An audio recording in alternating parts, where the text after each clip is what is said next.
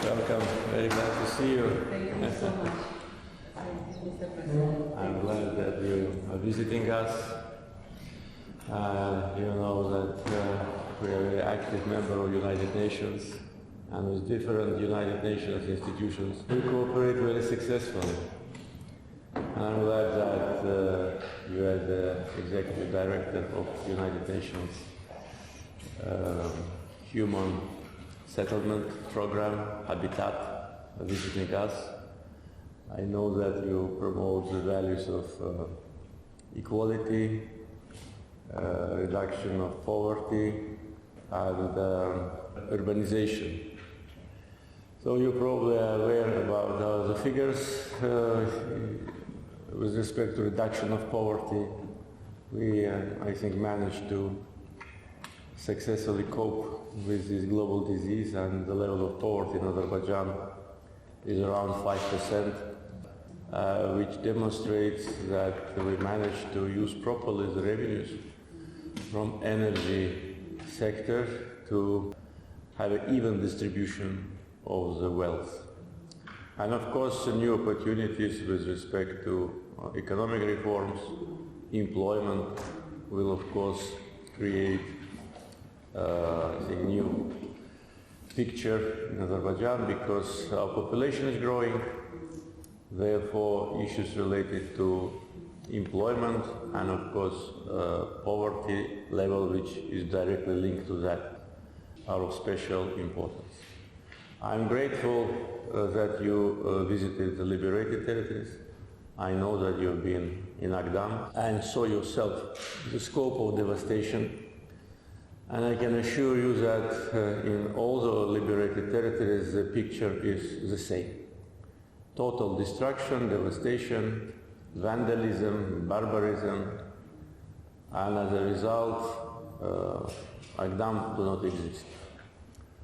The city, which was a place for tens of thousands of people, now in ruins. And this was done by Armenians, by Armenian criminal regime during the years of occupation, almost 30 years.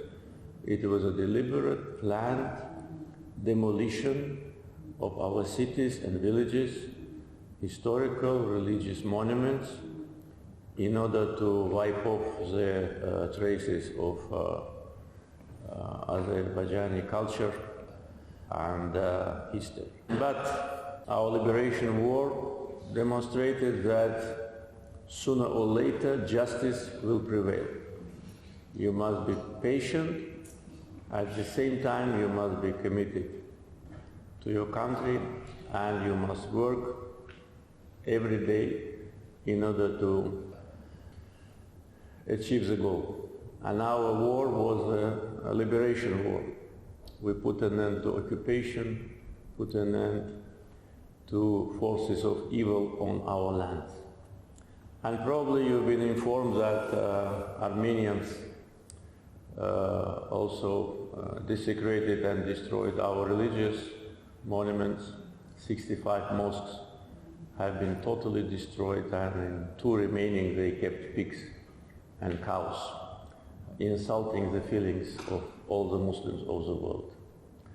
Unfortunately, the international community was silent during all these years of occupation, though, as you know, United Nations Security Council and General Assembly and other international institutions, important international institutions, adopted resolutions and decisions supporting our position. There was no serious pressure on Armenia. No sanctions were imposed on Armenia. And even some countries tried to put on the same scale the aggressor and the victim of aggression. And that was one of the main reasons why Armenians kept these territories for so long. And if not for our courage and patriotism and force, this occupation would have continued. Because it seemed to us then international organizations already adjusted themselves to this situation.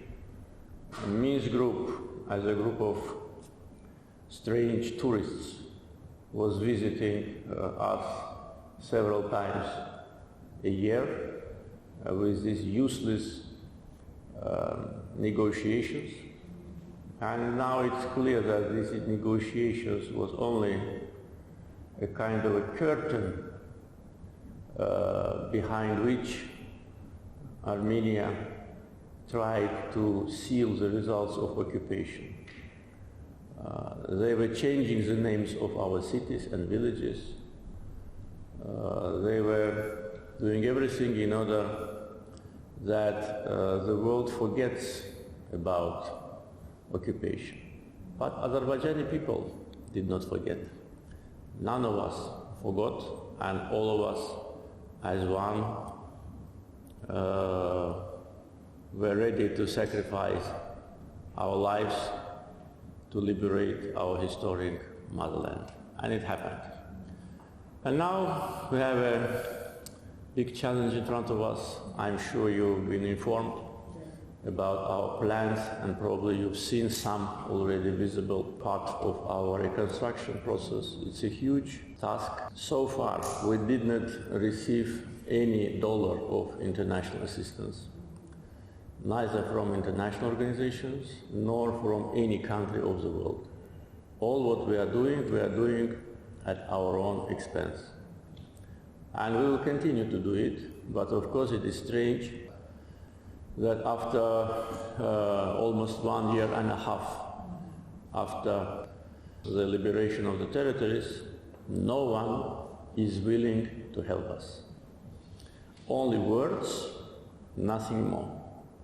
No donor conference idea, no financial support. Even the famous non-governmental organizations, the famous international foundations, they turn a blind eye on what have happened in Karabakh and Zangezur. This is regrettable. We will reconstruct the territories and create, as I said, an example of heaven on earth in Karabakh and Zangezur. We will do it at any cost. But I think that this ignorance of international organizations, donor organizations, big foundations is unacceptable. We hope that United Nations will support us through its organizations and through its channels of communication, will deliver this important message that Azerbaijan needs to be supported. Your visit we consider as a sign of that support. I'm sure you will report about what you've seen there, because one thing is to hear, to know, to read, another thing when you come and see with your own eyes. And also, of course, it's important that the world knows about Armenian barbarism. This should be punished. We punished them during the war, the way that they will never forget. But they should be also international punishment for aggressor. And of course, the reparations.